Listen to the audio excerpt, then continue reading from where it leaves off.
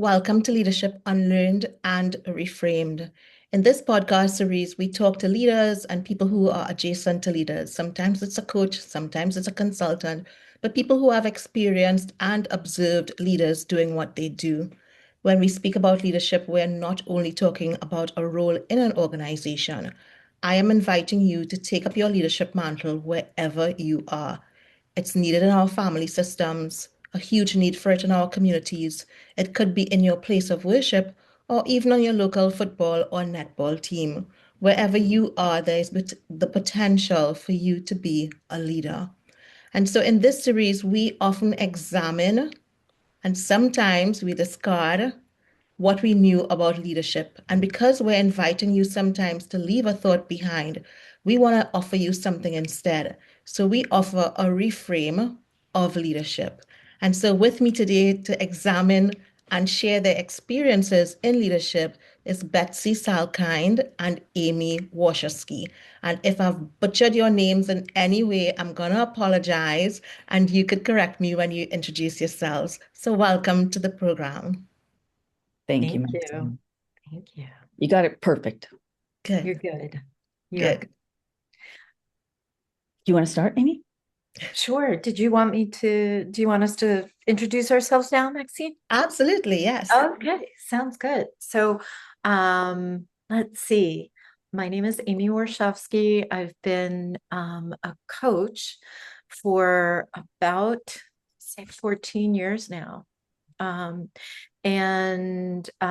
Before that, I was in major community event planning. I did events. The largest event I ever did was for 14,000 people. And that was the big one. That was the big one. Most of them were much smaller than that. That was an exciting time in my life. And then I became a coach, and in my coaching, I specialize in leadership and mentor coaching. And Betsy and I specialize in improv, and we bring improv as a methodology for learning coaching and communication skill, and really believing that coaching and communication share the same great skills, and as well as leaders. So if you know how to coach, then you or have that skill set of listening and being present, and reflecting and asking really good questions, that is a lot of how leaders should show up as well, or I shouldn't should on a leader. And my other specialty is somatics. So I have a strong background in somatics. I've studied some martial arts. I used to teach a dance martial arts technique, movement technique, and I studied self-defense. So with all of that together, I bring quite a bit of body-based knowledge to the coaching space and to the work that Betsy and I do with improv and coaching. Yeah, thanks for that, Amy. And I'll get it. I mean, there was a lot there, but I'll rein myself in until Betsy finishes. Go ahead, Betsy. So Sure. Well, welcome, Amy.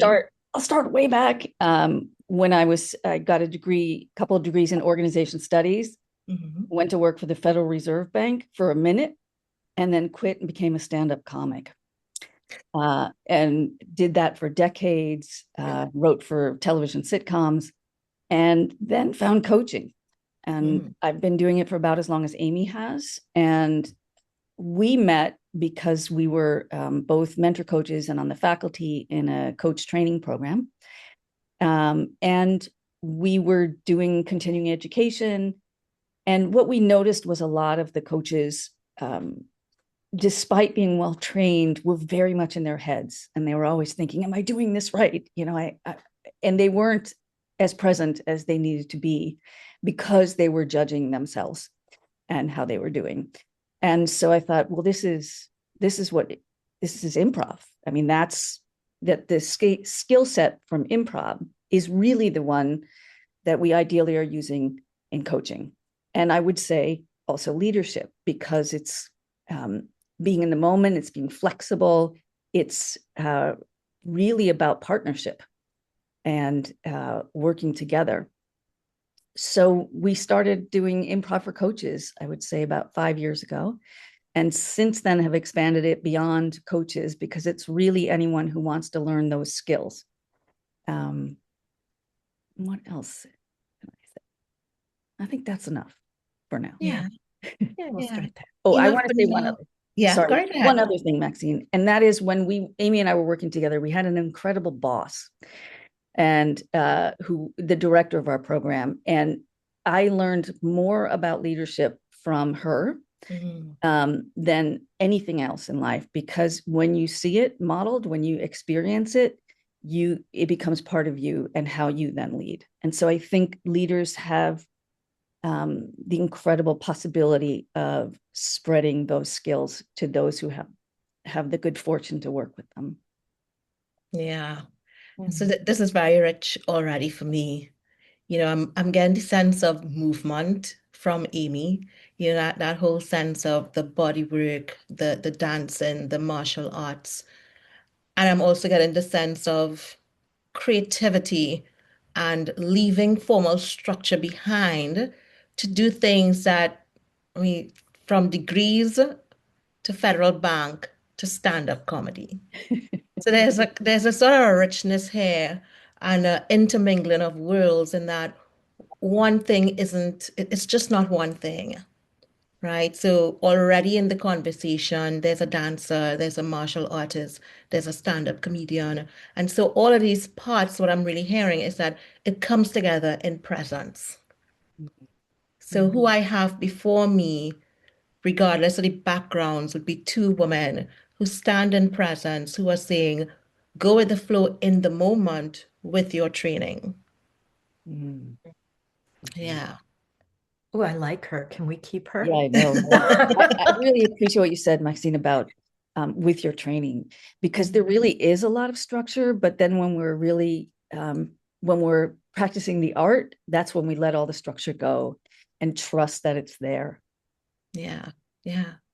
And that word trust is a big one, because one of the things when I think of improv, the first thing I think about is whose line is it, right? Right. Yeah. Right. That's the iconic show for me, the reference for me. And I think there's a trust in the process, and there's a trust between teammates.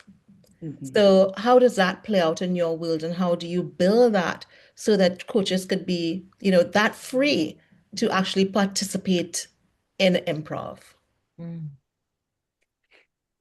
I have a thought that I'll add in, and then Betsy, is that okay? Yes, please. So we were actually chatting earlier about this, and one of the things I said to Betsy is that what comes for me about improv is that it's a practice, and leadership is a practice, and martial arts is a practice. It's something you come back to again and again and again.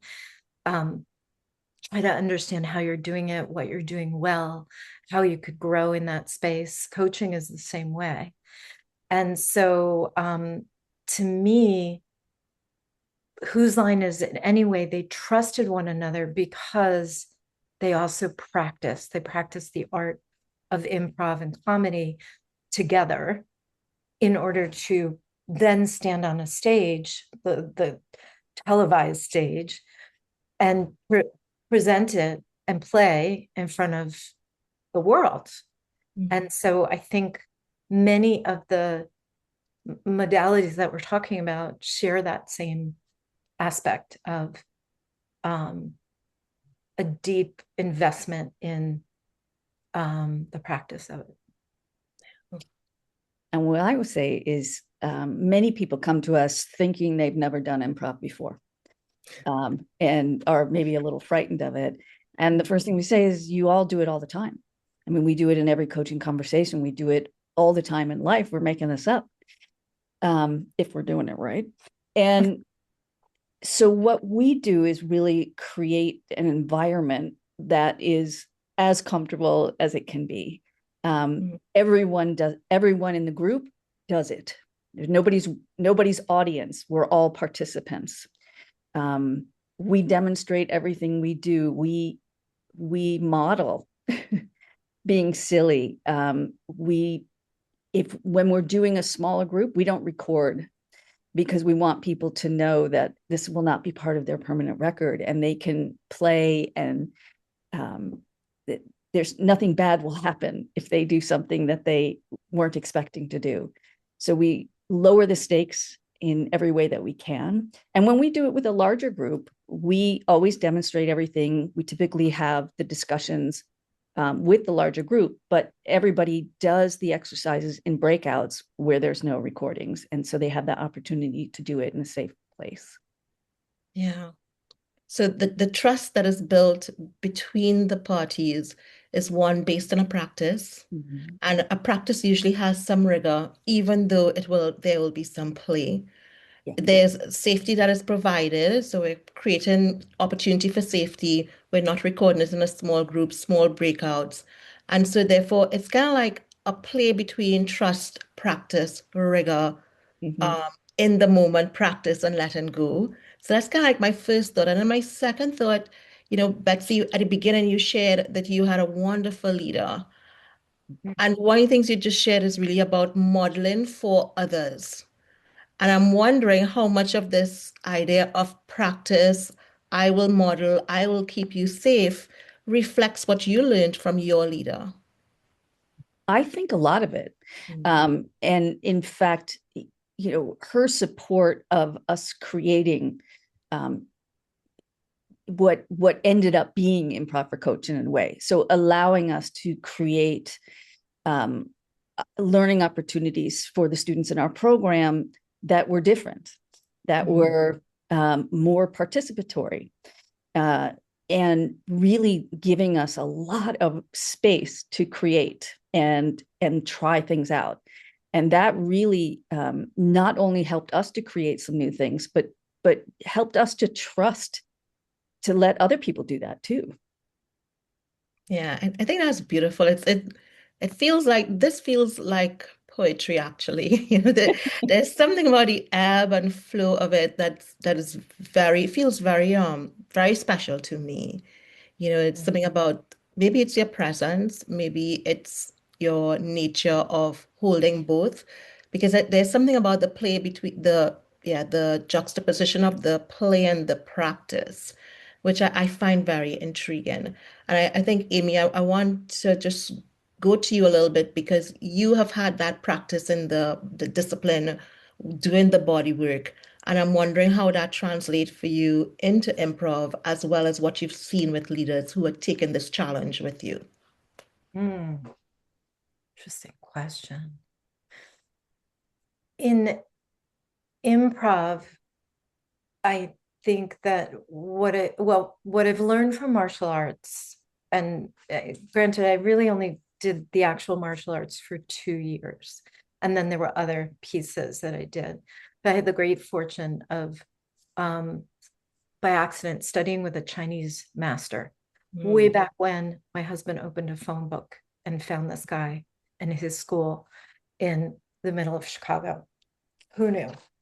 And what I learned from him is to trust in the body and the mind. And if you practice for movement in both, so review it in the body, do it, but then do the review in the mind. If there's ever a moment where you forget one, the other will take over, and vice versa.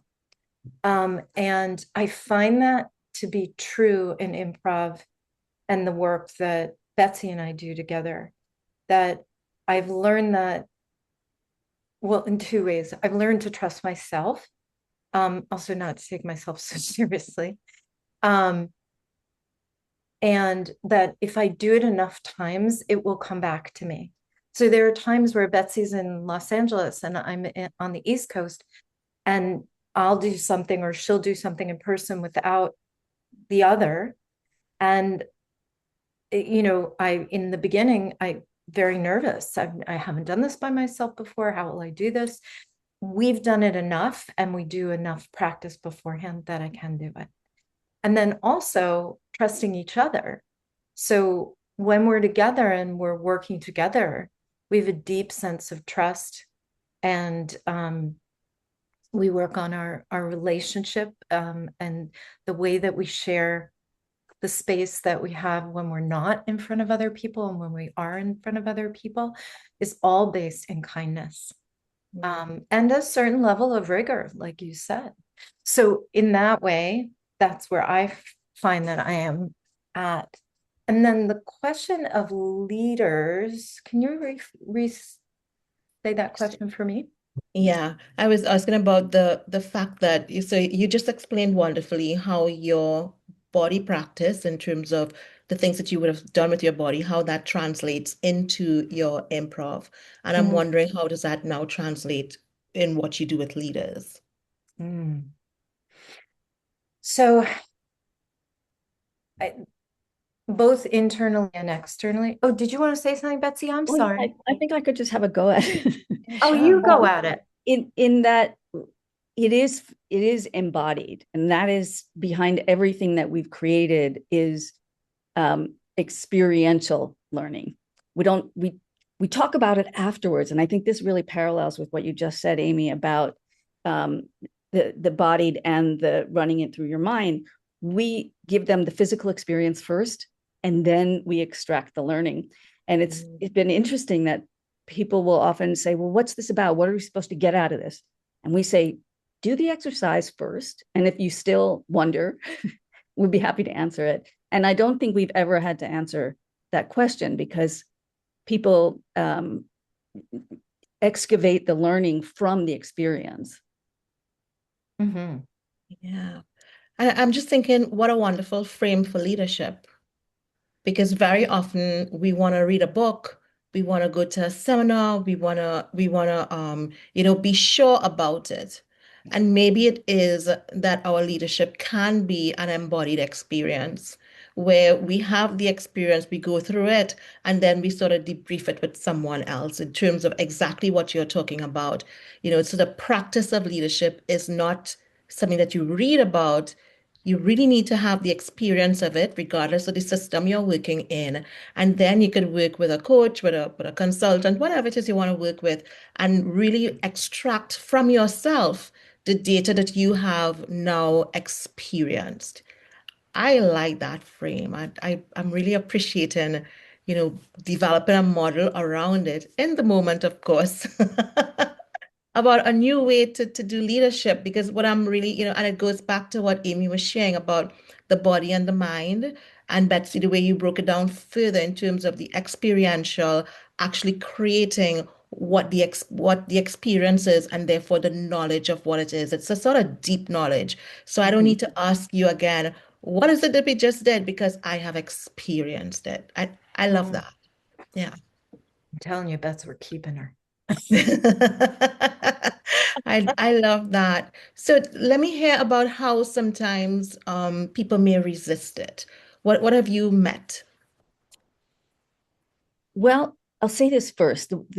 My one criteria for someone doing improv is their willingness. So, it's not something that I would ever want someone to do if they really don't want to. And so we've never really had that issue. We've had people say that they're nervous or uncomfortable, and we welcome that. We embrace it. Let's bring it in. Let's use it. It's normal.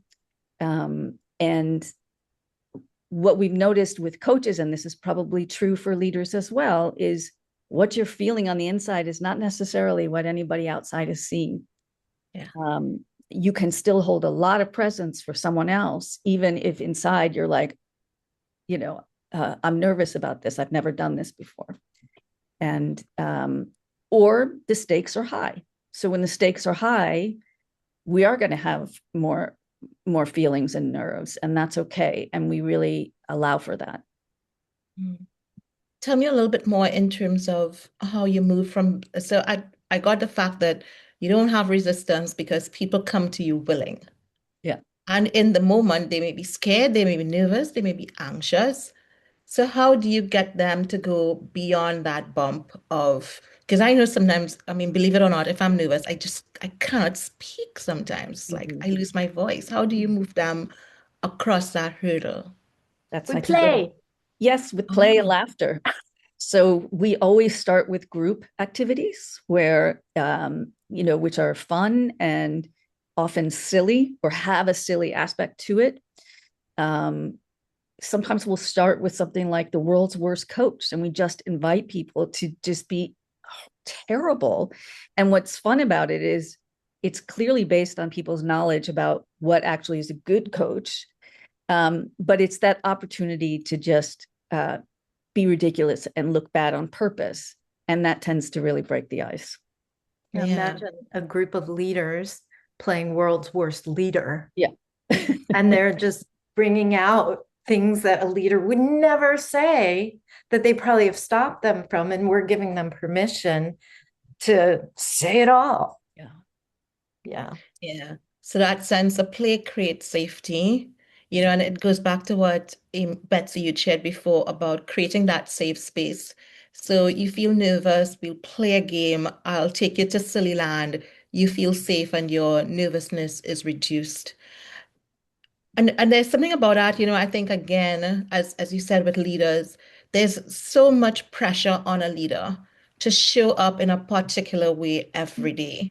And so how do your clients translate what they've done in improv and how do they take it to the workplace? How does improv translate into their practice of leadership in their workplace? That's often a question that we ask them. Yeah. So after we do the improv, we would ask them, what are they taking back to their workplace with them? Mm-hmm. So there's a lot of reflective practice involved as well. Mm-hmm. That's my answer, Amy. Yeah. And just to take that even a step further, what are they taking back and how will they apply it? Mm-hmm. How will they use it? Um, in what way could they see themselves, see this in the actual workspace? And also, if we're designing for an improv opportunity for a group of leaders or customer sales representatives, based on the skill set, what it is that they want to learn from the experience, we'll design those opening exercises and then the let's say main conversation, what we call coaching with a twist, Yeah. some sort of experience for them that is directly in keeping with what they've asked for. So we Mm-hmm. might not tell them why we've designed it, but when they come into the room, that's what they're getting. And Amy, that's a great point because I think when we do improv, Maxine, it's a little bit different from whose line is it, or because we're doing what we call skills-based improv. So everything is designed to increase people's skills and confidence in those skills. Yeah, because as Amy was sharing and as you reinforced, Betsy, you have a process, right? So this is your practice and your rigor. So it sounds like a client probably has a need.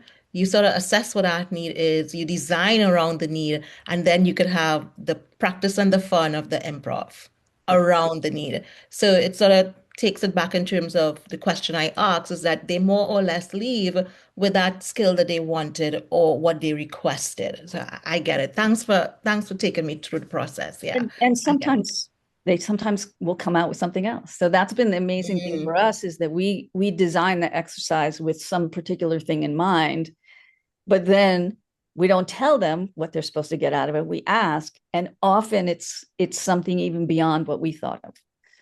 So we're always learning from the people that we are playing with. Yeah, that's very powerful because the experience has been so great that what they got out of it is more than what you may have designed for Yeah. because the experience itself was so great. And I'm just thinking if you were to say the things that a leader can possibly get from improv, what would some of those things be? a Netflix special. So that was improv right there. Thank you, Agility. Betsy. Yeah. Was it? Agility. Flexibility. Flexibility. Mhm. Actually, Creativity. creativity, presence, Yeah. Connection. So connection. the ability to connect very quickly and co-create. I love this. And And I I think guess trust and trust, that was a big one that came up earlier. Yeah. trust in themselves, trust in those people that they're working with, and trust in the process. Yeah. The triumvirate. And I think one of the things that I got from it, from what Amy is sharing before, a sense of holding things lightly, that it's not so important that we have to sort of like push through it, and we can have a little fun along the way.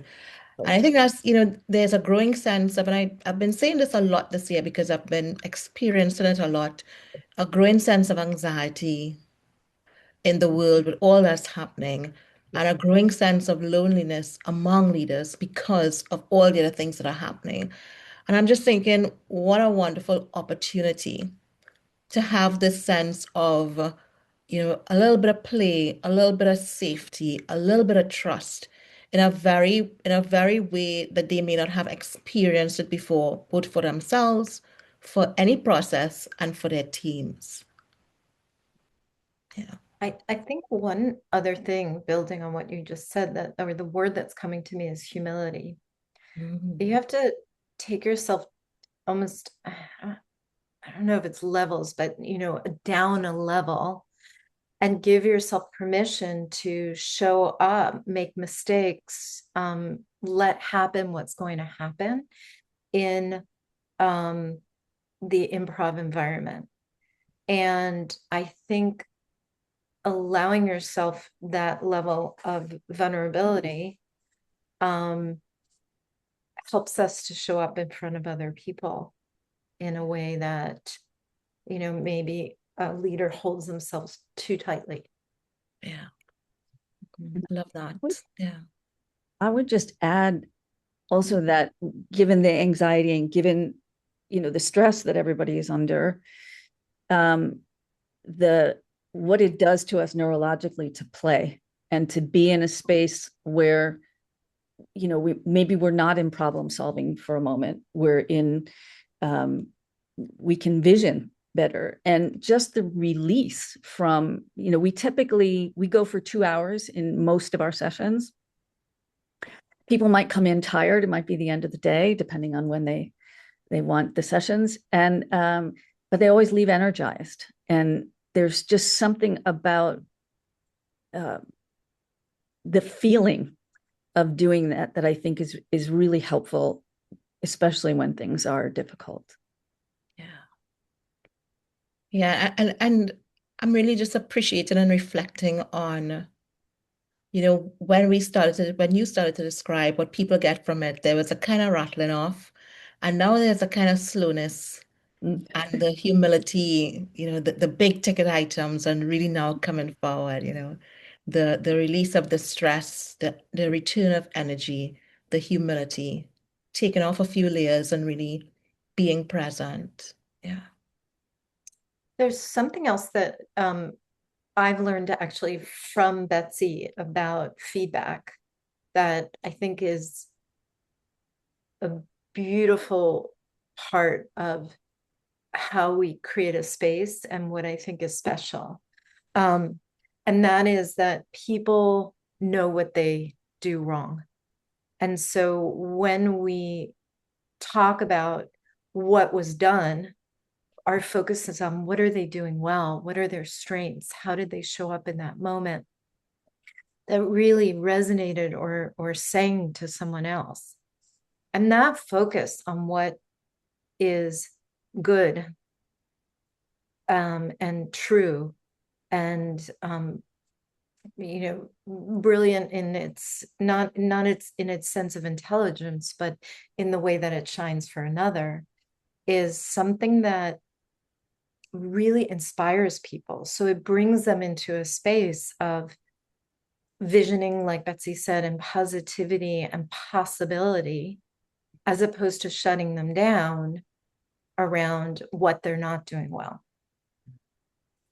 And reinforces things they may not be aware they're doing really well. Yeah. Yeah. So this sense of the humility, the possibility, the optimism, I'm wondering, how has this word changed you? Exponentially. Yeah. For me, it was the bringing together of two great passions, which was improv and coaching. And to put it together just feels like home. It's, I never get tired of it. I find it endlessly interesting and a really wonderful way of being with and learning from other people. For me, I think the skill set of coaching has made me a better person. Yeah, me too. Less judgmental. Yeah, definitely. No, good. Less judgmental, more comfortable with quiet, and an increasing ability to hold space for someone else without needing to take any of that space for myself. And the improv that we do is also a passion of mine. I was a theater kid. I loved theater and I thought I wanted to be an actor and blah, blah, blah. And that wasn't really my space, except that space is transformational. I mean, people really enjoy themselves. They find themselves. They relax into a moment that they didn't. And I take that out with me. And I realize that now that I've been doing it so long and doing it as a practice, that I can actually go into spaces that would have made me very anxious before and stand up and present. And I did it the other day without Betsy, and Betsy knows that was a big moment for me because she couldn't be here. And we practiced together and we prepared together, but I've gotten good at trusting myself that I know how to improvise in any situation. Yeah. And there's a sort of I don't know, I just get a feeling, and even in this conversation, I think there's a demonstration, at least for me. Let me speak for myself. I I get a feeling of the growing of the trust among us. I mean, so you have your thing, obviously, and I'm the new factor. And I feel a sense that there has been a settling down in this conversation, and and a sort of like demonstration of probably what it feels like when coming into a new situation, and then just a sort of settling where a different sort of conversation happens. And I felt that twice in this conversation when you were definitely describing the attributes that leaders get from it. And also now that I think you're being quite reflective about, you know, what this journey has done, and really sharing from a place of maybe an unscripted place, a place that probably wasn't discussed and part of your practice, but a place that is very much present in who you are and in the work that you do. And I really want to appreciate that. And I think that is that it's sort of like it's a very special place to be, to watch it unravel and to watch the layers lift off of you as we have the conversation. Because I'm feeling each of you quite differently from when we first started. So thank you for that. Well, thank you, Maxine. And you can speak for me.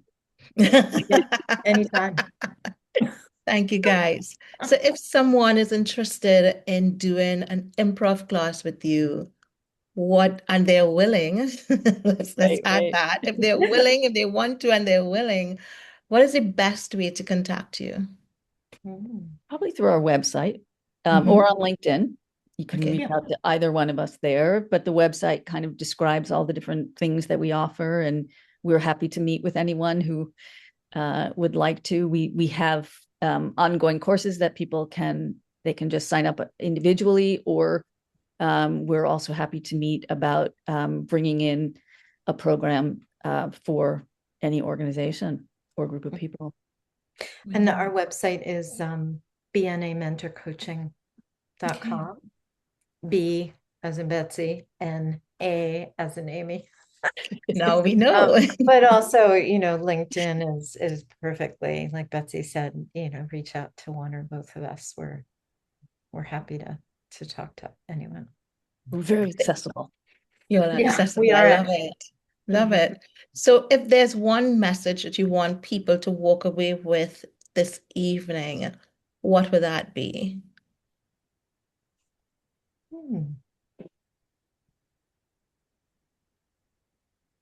It's a really interesting question.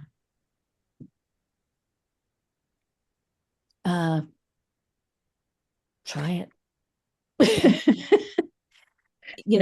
I think there's that play is a wonderful way of learning. It's what children do. It's what animals do. And somehow as we get older, maybe we don't do it as much, or we do it in, on the golf course or particular places. But I think to bring more play into everything can be really expansive.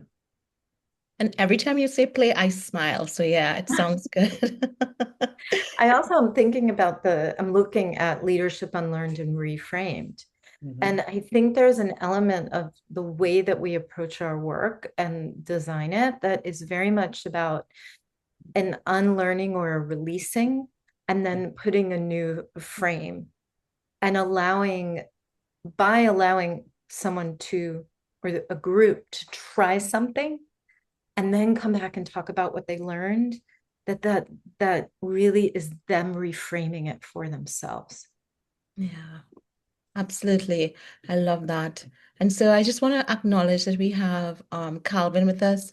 Calvin, is there any questions or comments that you have for either Amy or Betsy before we wrap up? Or Maxine. Or Maxine.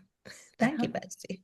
She's so nice. Well, I want to say something while Calvin's thinking, which is that I really appreciate how you talk about leadership and how expansive it is, because I think in this moment, there's leadership in communities and there's leadership arising in this world right now that's new, and that's so important. And it's exciting for and necessary.